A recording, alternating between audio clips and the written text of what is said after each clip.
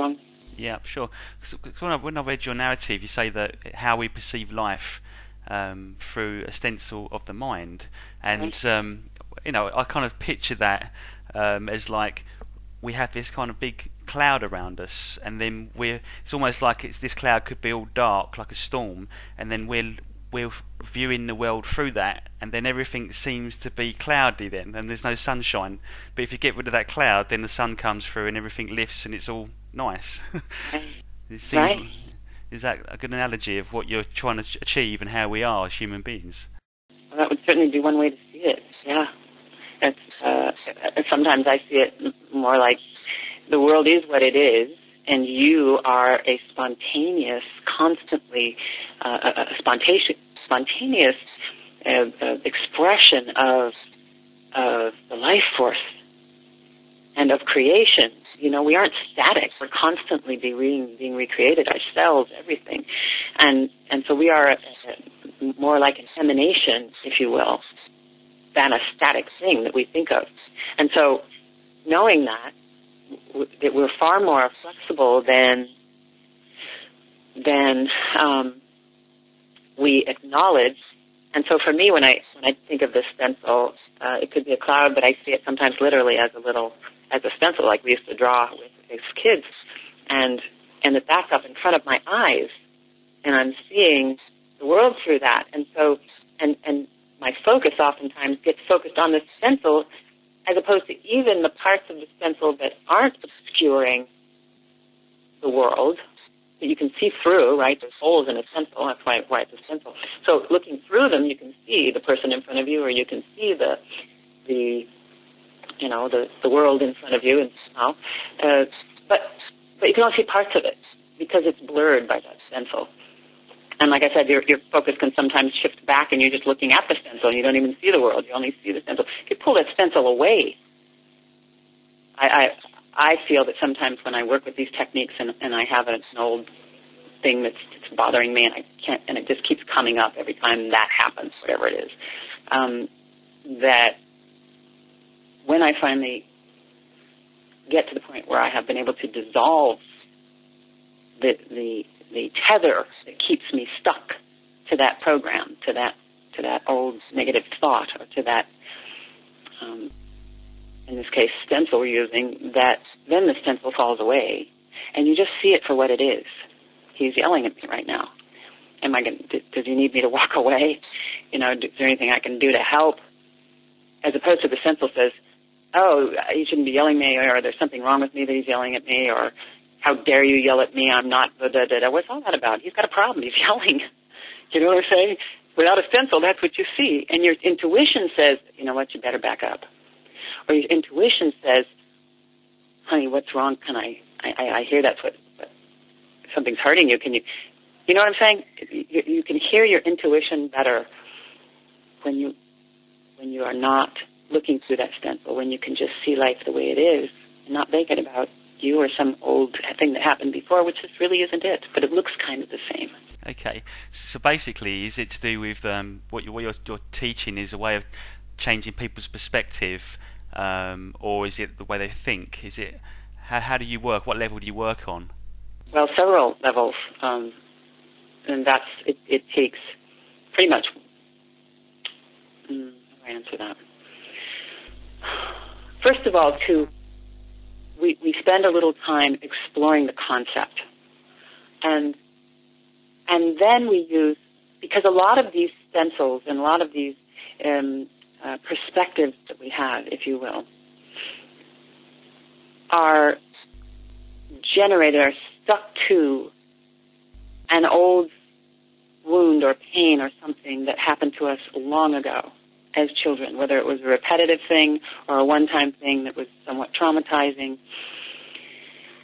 And that pain gets triggered, and it's stuck in your energy field. The frequency of that pain that has with it a perspective is stuck in your energy field. It's not life-giving for you.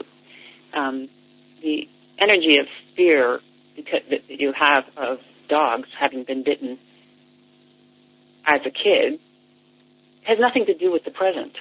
but you feel it every time you come in contact with a dog. The energy, the negative energy that did not get completed, that didn't come up in your body as you freaked out and get completely moved through, it kind of got stuck there. And so now when you see a dog, there's a reminder that it's a similar stimuli to that, with that old terror still stuck in your energy field, because it's just a frequency. And this is why it takes a while in the workshop to have the discussion, to really understand that everything is frequency. Even a thought is frequency. An emotion is a frequency. Our body is our frequencies, various frequencies making up this big frequency called me, And so what we do is we spend very little time in the mind and doing more classical type of psychology, which is kind of trying to go through the mind to figure it out and change thoughts and whatnot. We don't do that. We look for the wounds and the energy, the emotions, and those old thoughts that have the negative feeling with them, and use these new techniques of changing the energy field, releasing that old terror that came with that experience about the dog, from the energy field, identifying that frequency and actually getting it to release, like defragging your computer. Get that old stuff out of there that doesn't belong to anything anymore, and it works better. So we work through the acupuncture system, for example, which is working with the electrical system, basically the energy meridians in the body, and use those pathways to release that negative energy. So once you do that, and the energy of terror is now gone, that was kind of stuck in your energy field, then you see a dog, and you can remember being bit by a dog, but you don't feel that terror anymore, because that frequency of that was released from your energy field. Okay. Oh, right. Okay. So do you use the EFT to? EFT is one of the methods. Is definitely one of the methods. Yep. And there are other. Energy psychology is a broader spectrum. EFT is one of the techniques, and there are some other things from energy psychology that we learn as well as the Oneness Diksha, and that is a transmission of an energy that you don't do tapping on yourself with.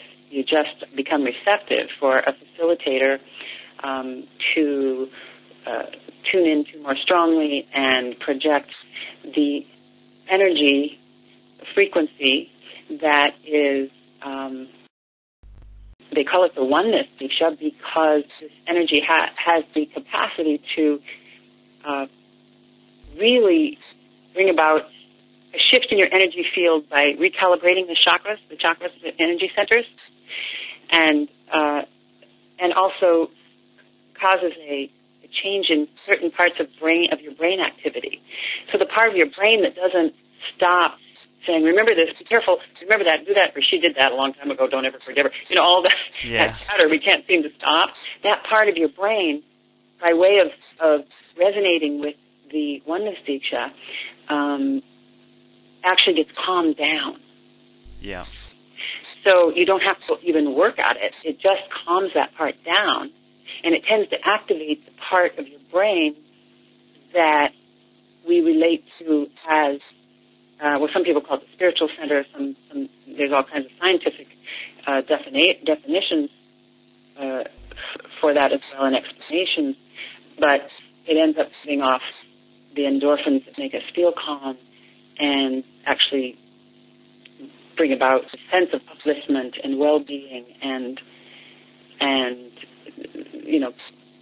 all of that's going on all the time. It's just how active is that part of your brain that experiences fear or paranoia or anger, or how active is that part of your brain that is responsible for you feeling your connectedness to other people, to feel whole inside, to feel love or compassion.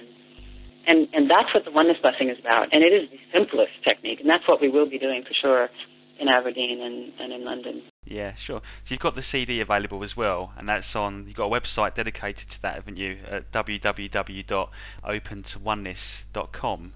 So if people, obviously, not everyone can make the workshops, but if they was to